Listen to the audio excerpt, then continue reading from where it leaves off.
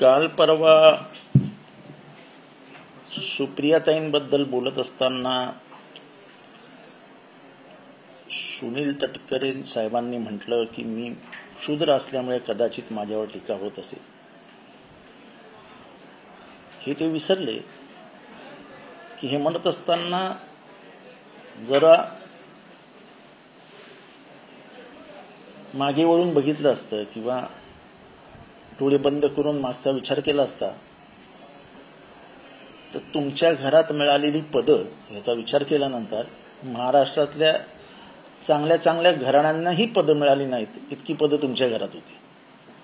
आपली संख्या कमी असताना केवळ शेका पक्ष हा साहेबांना वडिलांप्रमाणे वागवतो म्हणून विरोध असतानाही मीनाक्षीताई पाटील, जयंत पाटील या सगळ्यांनी साहेबांचा आग्रह मान्य करून पहिल्यांदा आपल्या मुलीला म्हणजेच अदितीताईंना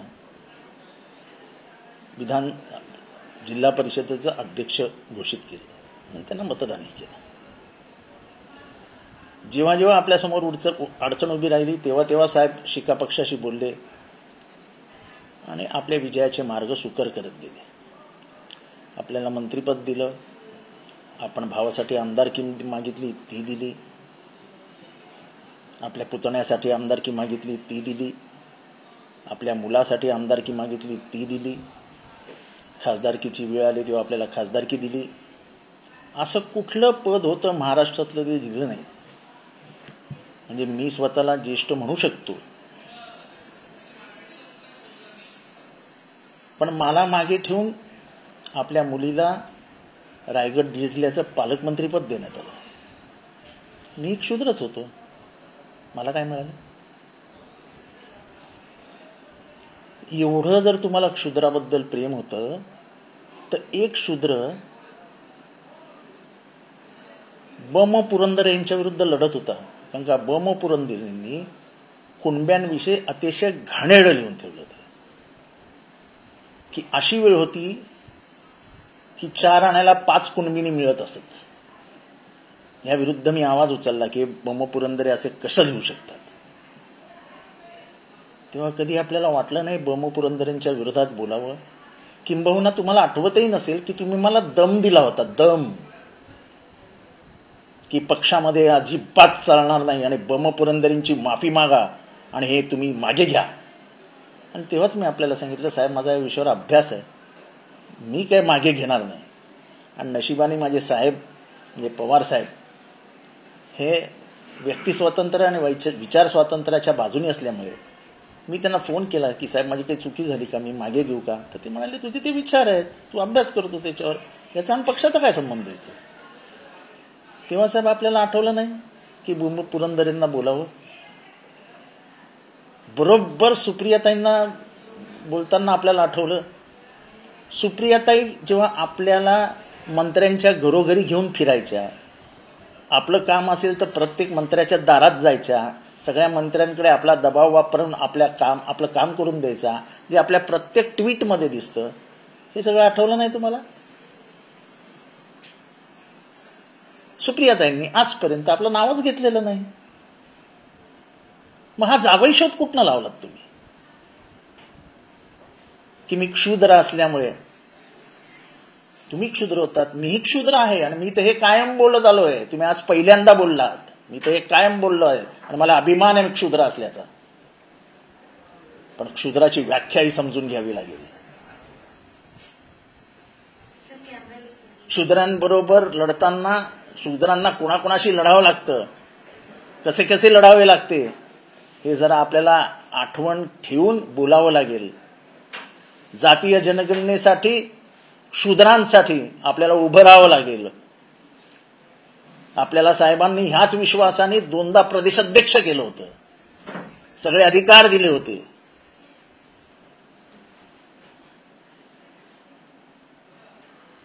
तेव्हा आरोप करताना किंवा एखाद्याला अडचणीत असताना आपण कधीही न वापरलेलं शस्त्र आपण वापरलं, पण ते शस्त्र वापरताना या शस्त्र आपल्या हातनं कसं बोथड झालंय याचा विचार आपण करायला पाहिजे होता. आता सुनील तटकरेंनी एक गौप्यस्फोट केलाय की 2 2009ला आम्ही शिवसेनेबरोबर लोकसभा निवडणूक लढणार होतो, पण काही कारणामुळे ती निवडणूक लढवली नाही. असं आहे की आता कोणाला काय गोप्यस्फोट करायचे, ते बीजेपी बरोबर जाणार होते, आम्ही अशा बरोबर जाणार होतो, आम्ही तशा बरोबर जाणार होतो, याची उत्तरं देण्यात काही अर्थ नाही. कोणी काही बोलेल, झालं का?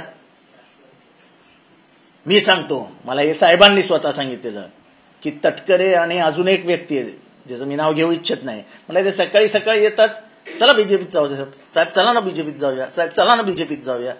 म्हणाले हे तुमचे दोन विरोधी पक्षातले नेते काय लढणार रे म्हणाले तुमच्याबरोबर, यांच्या तलवारीचे म्यान करून बसले. ते साहेबांचे शब्द आहेत. मी जी अलिबागच्या मीटिंग बद्दल बोललो होते, ते अलिबागच्या मीटिंगचं आयोजन कोणी केलं होतं? काही निवडक प्रतिनिधींबरोबर बसून आपण बीजेपीत जाण्याचा निर्णय कोण घेणार होतं? उगाच साहेबांचं म्हणजे असं बाहेर न येऊन साहेबांना काहीतरी अडचणीत आणायचे, शिवसेनेबरोबर जाणार होते, ह्याच्याबरोबर जाणार होते, त्याच्याबरोबर जाणार होते. अहो, निर्णय करायला तुम्ही जे गेलेले 8 जण आहेत ना, तुम्हीच निर्णय करत होतात. साहेबांना घेरलेलंच तुम्ही होतं. किचन कॅबिनेट झालं होतं साहेबांचं. साहेबांना ह्या कोठडीतनं फुटताच येत नव्हतं. ही कोठडी म्हणेल तेच पूर्व दिशा, असंच साहेब करायचे. आमचा तर साहेबांना पण आम्ही दोष देत असतो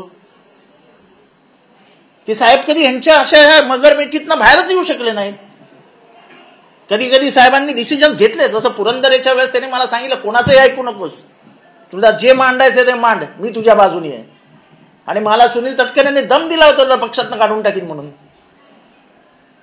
आणि मला वाटतं मी पुरंदरेंच्या बाबतीत आधीच अजिबात चुकलेलो नाही. ते उच्चवर्णीय ब्राह्मण्यवादी पुस्तक होतं, त्यांचं जे काही इतिहास लिहिलेला होता तो वर्ण व्यवस्थेच्या बाजूनी होता, तो शूद्रांच्या विरोधात होता, मराठ्यांच्या विरोधात होता. आणि म्हणून मी त्याच्यामध्ये पडलो आणि तो चुकीचा इतिहास लोकांपर्यंत जाऊ नये याच्यासाठी प्रयत्न केले. म्हणजे एका अर्थाने जेम्स लेननी जे लिहिलेलं होतं त्याला तुम्ही समर्थन देत होते. ज्या अर्थी तुम्ही पुरंदरेची बाजू घेता त्या अर्थी तुम्ही जेम्स लेनच्या पुस्तकाला समर्थन करता. दुसरा सुद्धा मुद्दा पुढे आलेला आहे की सत्ताधाऱ्यांमध्येच फक्त ओबीसी आरक्षण आणि मराठा आरक्षणावरून नाही. आता सत्ताधाऱ्यांनी मुद्दामून वादविवाद करायची, नुरा कुस्ती खेळायची, हे आता जुनं झालं हो. हे जुनं झालं.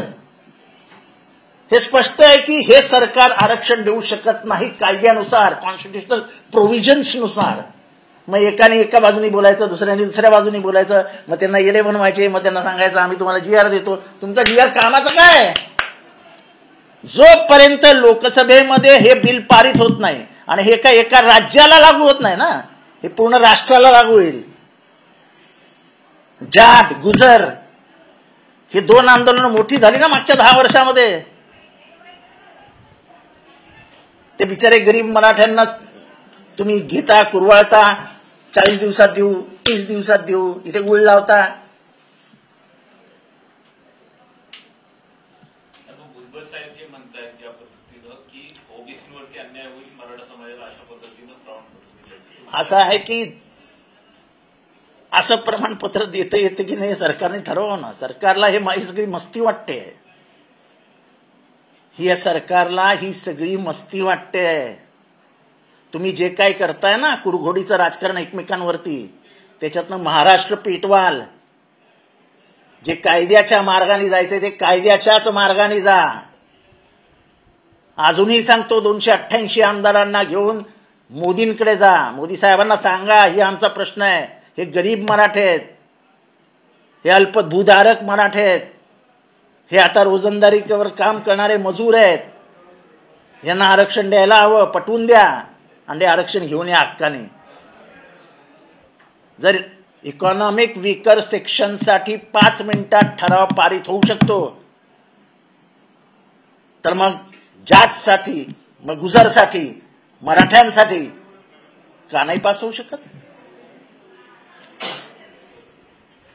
आणि जातीय जनगणनेने बिहारमध्ये दाखवूनच दिलंय की जनगणनेचा परिणाम काय, जनगणनेमध्ये होतं काय. 85% मागासवर्गीय असलेल्या बिहारमध्ये 50% आरक्षण आहे. आणि तुम्ही आता ओबीसीचं आणि ओपनचं जर मार्कांचं काढलं तर एखादा टक्का फरक असतो, एखादा टक्का काही मार्कांचा फरक असतो. पण लँड होल्डिंग काढली तर ओबीसीची लँड होल्डिंग किती आहे? ओबीसी मध्ये बिलो पॉवर्टी लाईन किती आहेत? ओबीसी मध्ये शिक्षणाचं प्रमाण काय आहे? आणि म्हणूनच बाबासाहेबांनी सांगितलं होतं किंवा 340व्या कलमासाठी ते आग्रही होते की खऱ्या अर्थानं जर कोणाला गरज असेल आरक्षणाची तर त्या वंचित समाजाला, भटक्या आणि विमुक्त समाजाला, जो ओबीसी म्हणून गणला जातो आता, कारण का त्यांनी जगच बघितलेलं नाही, त्यांच्या दृष्टीने सूर्योदय झालेलाच नाही आहे, कारण का ते गावातच आलेले नव्हते, ते कुठेतरी दऱ्याखोऱ्यात राहायचे. हा इतिहास समजून घ्यावा लागेल. हा इतिहास पहिल्यांदा आपल्यासमोर महात्मा फुलेंनी आणला जेव्हा त्यांनी पहिल्यांदा आरक्षण मागितलं. आणि बाबासाहेबांचं एक स्पष्ट म्हणणं होतं की आरक्षण म्हणजे तुमच्या आर्थिक उन्नतीचं साधन नव्हे. ज्यांनी कधी समता बघितली नाही, ज्यांनी कधी समानता बघितली नाही, ज्यांनी कधी शोषण अनुभवलेलं नाही, ज्याचं शोषण झालंय, जे दूर गावाबाहेर फेकले गेलेत. अहो तुम्ही आरक्षण म्हणता ना, गाव कुसाबाहेर गेलेल्या माणसाला जगताच येत नव्हतं, हे बाबासाहेबांचं म्हणणं होतं. गाव कुसाबाहेर कुठले कुठले समाज राहत होते आता मी सांगू इच्छित नाही आणि मला ते विचार जायचं नाही.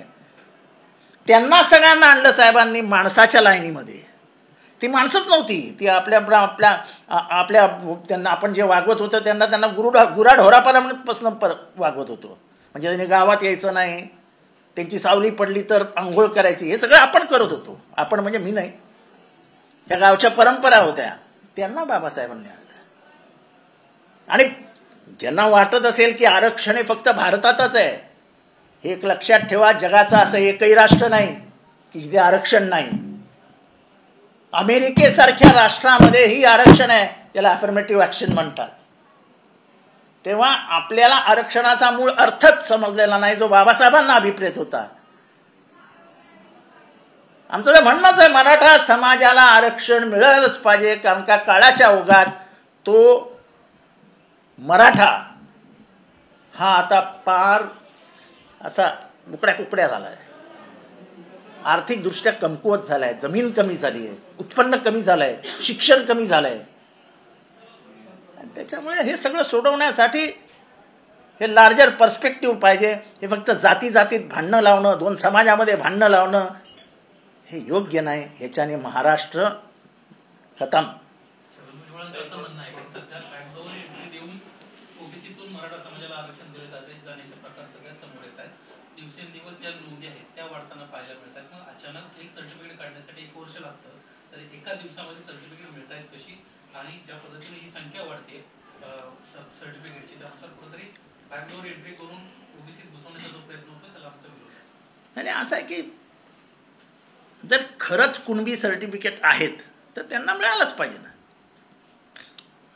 त्यांना मिळालंच पाहिजे, त्यांचा तो हक्क आहे.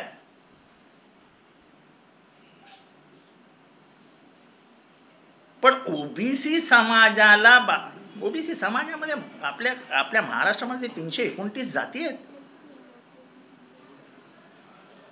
अशा जाती आहेत की आपल्याला माहित पण नाही. भामटा राजपूत हे किती जणांना माहिती असेल की भामटा राजपूत नावाची जात आहे? तेव्हा जर असं काही होणार असेल आणि सरकारी यंत्रणा वापरून हे करणार असतील तर चुकीचं आहे. जालन्यामध्ये अमानुष लाठीचार्ज झाला हे सरकारनं मान्य केलं होतं, माफी सुद्धा मागितलेली होती, तरी सुद्धा छगन भुजबळ यांनी आता दावा केलाय की आधी दगडफेक झाली म्हणून लाठीचार्ज झाला. आता त्या सरकारने ठरवावं. म्हणजे गृहमंत्री जर एक म्हणत असतील आणि त्यांच्या बाजूचे मंत्री जर दुसरं म्हणत असतील तर हे कॉन्ट्रॅक्टरी व्ह्यूज कॅबिनेटमधनं येत आहेत. कॅबिनेटमध्ये एकवाक्यता नाही, हेच त्याच्यावरनं सिद्ध होतं. भुजबळांची काही वक्तव्य पाहिली तर सरकारसोबत ते ज्या पद्धतीने मागच्या काही चर्चा झाल्या मराठा आंदोलन स्थगित करताना किंवा मराठा समाजाची समजूत काढताना, तर अगदी त्याची उलट विधान ते करताना पाहायला मिळत आहेत. न्यायाधीशांना जे पाठवण्याचा निर्णय जरांगे पाटलांशी संवाद साधताना पाठवण्याचा निर्णय घेण्यात आलेला होता, तर ती आयडिया फडणवीसांचीच होती. जर न्यायाधीशच चर्चेसाठी जात असतील तर न्याय कोण देणार असा प्रश्न सुद्धा त्यांनी उपस्थित केला. मला आश्चर्य या गोष्टीचं वाटतं की एक आंदोलनाला शांत करण्यासाठी 2 न्यायाधीश जातात. न्यायाधीश हा निष्पक्ष असा असावा, तो कोणाचाही बोलवता धनी नसावा, तो कोणाचाही निरोप्या नसावा, असं एक जागतिक मत आहे. ही इज अ इंडिपेंडंट, म्हणजे असं एक हे आहे की कोर्टरूममध्ये जाता जाता त्यांनी सकाळचा एकही पेपर वाचलेला नसावा जो त्याच्या मनावर, त्याच्या विचारांवर परिणाम करेल. त्यांनी TV बघू नये, त्याला जगातल्या कुठल्याही बातम्या कळता कामा नये, तरच तो इंडिपेंडेंटली विचार करू शकेल. असा एक जगातला नियम आहे. अर्थात तो पाळतात की नाही पाळत मला माहीत नाही, पण 2 न्यायाधीशांनी, निवृत्त न्यायाधीश होते वाटतं ते, त्यांनी जाणं हे मला वाटतं त्यांच्या धर्माला शोभणारं नाही. आणखी एक महत्त्वाचा मुद्दा त्यांनी उपस्थित केला. दिल्लीच्या दौऱ्यावरती जेव्हा ते होते काल, काही ठिकाणची पाहणी केली, ज्या आमदारांची घरं जाळलेली होती, त्यावर त्यांनी भाष्य केले की ही सगळी घटना पाहता ओबीसी आणि तेलींना टार्गेट करण्याचा हा प्रयत्न आहे, जाणून बुजून हल्ला ठरवण्यात आला. मात्र मराठा असलेल्या प्रकाश साळुंखेंचं सुद्धा घर जाळलेलं होतं. भुजबळ म्हणतात की फक्त ओबीसी आणि तेलींना टार्गेट करण्यात आलं. बीडचे जे काही झालेलं आहे ह्याच्या मागे फार वेगळी कारणं आहेत. ती वेगळी कारणं लवकरच समोर येतील. ह्याच्यात व्यक्तिद्वेष आहे, जातीद्वेष नाही आहे, ह्याच्यात व्यक्तिद्वेष आहेत. आणि ज्यांची घरं जाळली आहेत ते स्वतः येऊन सांगतील काय झाले ते.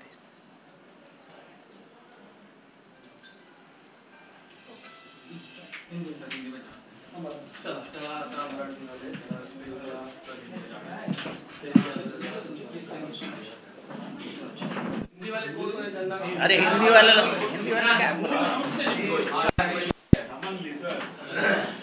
काय काय बोलायचं. शूद्रपूर्वी कोण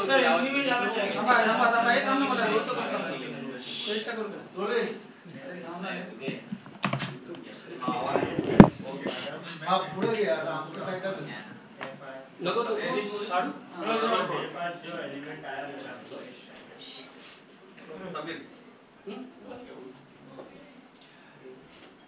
सत्ता में बैठे हुए अगर मंत्री कहते हैं कि कुणबी आरक्षण, मराठा कुणबी सर्टिफिकेट दिया जाए तो ये बैकडोर एंट्री है, और जो हमारा आरक्षण है उसमें कहीं ना कहीं हथियाने की कोशिश है. वो सीधे तौर पे एक और सरकार से भी 2 हाथ करने की कोशिश करते हैं, दूसरी और मराठाओं से भी 2 हाथ करने की पूरी ये कहते हैं. ऐसा है कि ये सरकार ही कॉन्ट्रडिक्टरी है. एक दूसरे को नीचा दिखाने के लिए ये सरकार में न जाने क्या क्या हो रहा है, और यही वजह है इनकी बातें करने में. कोई मतलब नहीं है. जो ओरिजिनल कुणबी है उनको सर्टिफिकेट मिलना चाहिए, और जो नहीं है उनको आप कैसे दे सकते हैं. आप लोगों ने लगाया है कि 1965 के पहले जो कुणबी, अगर आपको जाति का सर्टिफिकेट देना है तो 1965 के पहले के पुरावे लेके आओ. ऐसे आपने सभी जातियों को कहा है, तो आप कैसे दे पाएंगे. ये इमीडिएटली चैलेंज हो जाएगा. तो आप वो कर रहे हो जो फंसाने वाली बात है और जो टिक ही नहीं पाएगी कोर्ट में. अगर मेरे बच्ची को सर्टिफिकेट नया लगता है और मेरे पास अगर सर्टिफिकेट नहीं है और मेरी बच्ची कहती है तो उसको कहा जाता है कि 1965 के पहले के पुरावे लेके आओ कि तुम इस जात से थी, तुम इस जात के हो, तब जाके कहीं सर्टिफिकेट मिलता है. सर्टिफिकेट निकालना आसान काम नहीं है, बहुत भागम दौड़ी करनी पड़ती है. जरा पिछड़े वर्ग को पूछिए कितने भागम दौड़ी करती है. जो समाज, जैसे मैं कहूँ मातंग समाज है, वो मातंग समाज के सर्टिफिकेट बापजादाओं का सर्टिफिकेट रहता है, लेकिन जब वो मांगने जाता है तब उसको बोलते हैं कि 4 पीढ़ियों का सर्टिफिकेट लेके आओ. तो जब प्रशासकीय व्यवस्था अगर इतनी क्लिष्ट है तो क्या ये लोगों को कहीं ना कहीं गुमराह करने की, लोगों को मैंने कहा था कि तुम्हारे जो तुम सर्टिफिकेट इश्यू करते हो, अगर मातंग का सर्टिफिकेट इश्यू करते हो तो वहां पे मातंग अधिकारी बिठाओ. मैं किसी जाति का नाम नहीं लेना चाहता हूं, पर जिस जाति को जात समझती ही नहीं है उसको बिठा करके क्या होता है, वो तो और कातरी लगाते रहता है. ये कैसे कट जाएंगे वही अच्छा है, उसके दिमाग में चलते रहता है। नहीं, अभी दूसरा ये भी देख रहे हैं कि ओबीसी ने अभी हर जगह पर सभाएं करने का प्लान कर रखा हुआ है। वो जालना के अंबर से करेंगे, उसके बाद पश्चिम महाराष्ट्र। देखो ऐसा है कि तुम जो कर रहे हो वो दोनों समाज में झगड़ा लगाने की कोशिश है कि ताकि आने वाले चुनाव तक ये झगड़ा ऐसा ही अंगार पकड़ता रहे। साफ तौर पे कहूं तो दोनों को फंसाने का काम ये सरकार ने किया है और ये ज्यादा दिन नहीं चल सकता है। एक और जब ओबीसी समाज के नेता अगर ये कहते हैं भुजबल साहब से मिलके कि आप कैबिनेट में रह के संघर्ष कीजिए, हम बाहर संघर्ष करें, तो ये कौन सी? देखो ऐसा है, भुजबल साहब ये ओबीसी के नेता है, मैं नहीं मानता कि वो ओबीसी के नेता नहीं है, वो ओबीसी के नेता है। गोपीनाथ मुंडे बीजेपी में थे तो भी मैं मानता हूं कि वो ओबीसी के नेता थे। इन लोगों ने लड़ाई लड़ी है।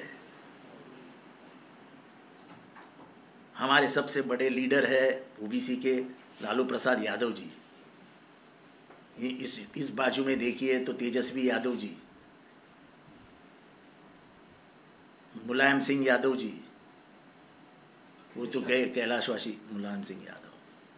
तो एक बड़ा ऐसा है, ओबीसी कोई सीमित नहीं है ना, ओबीसी का बहुत बड़ा तबका पिछड़ा हुआ है और इसी कारण तो मंडल आयोग आया। इसी कारण तो बाबा साहब अंबेडकर ने कहा था कि जब तक मैं इन लोगों को रिजर्वेशन नहीं दे पाता तब तक मैंने न्याय किया पिछड़ों से, ऐसा नहीं कह सकता हूं।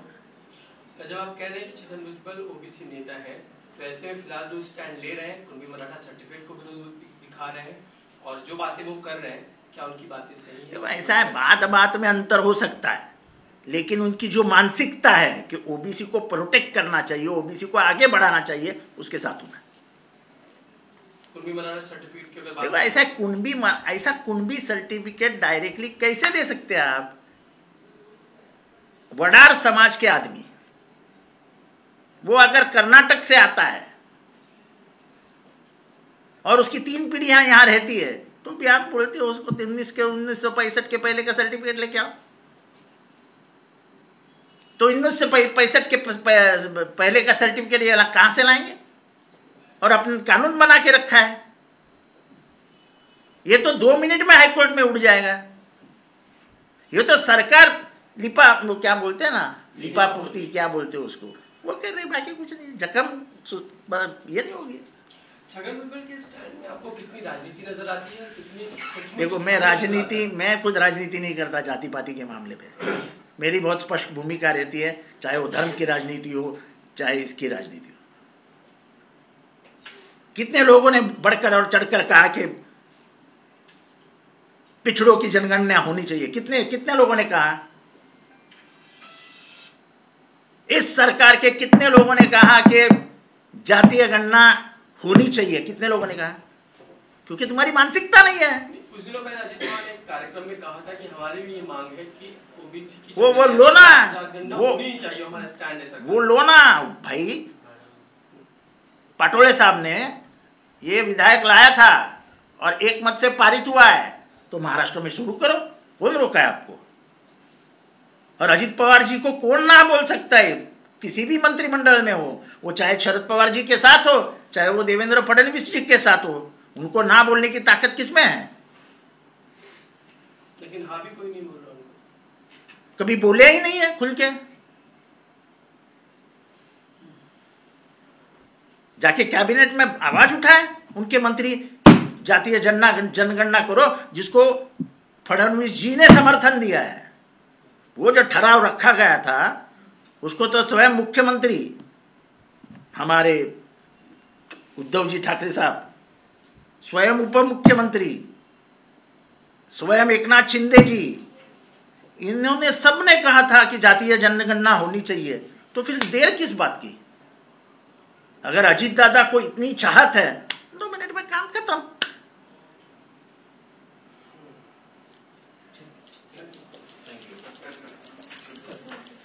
हो गया ना? एक सवाल मेरा था रह गया। मेरा सवाल ये है कि रिपब्लिकन पे बॉम्ब पड़ने वाला है।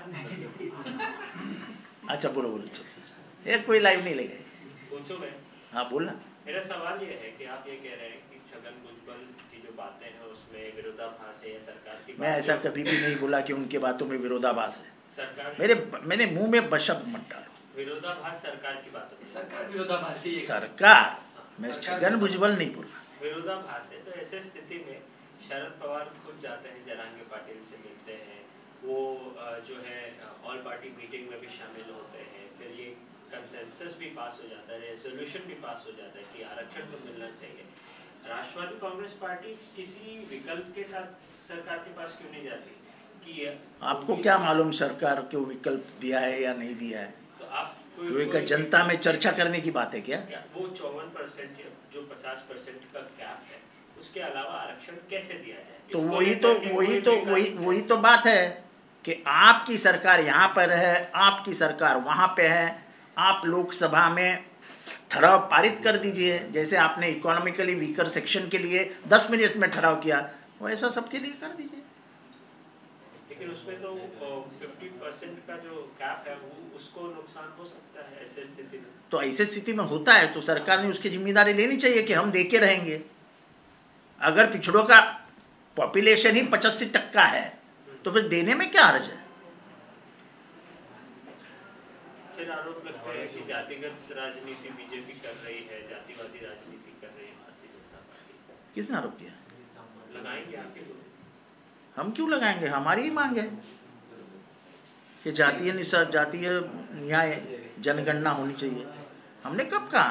सर सवाल सिर्फ इतना भी कि अगर खुद जजेस जाते हैं समिति की और बात करते हैं उनसे, उसको लेकर आक्षेप होना चाहिए, आपको लगता है इस बात? बिल्कुल आक्षेप होना चाहिए। कोई जज किसी पार्टी की बाजू ले ही नहीं सकता, कोई जज किसी पार्टी के से खड़ा ही नहीं हो सकता। वो जो उसकी गरिमा है, उस पद की जो गरिमा है, उसको मिट्टी में मिला रहे हैं। और जज इज द जज।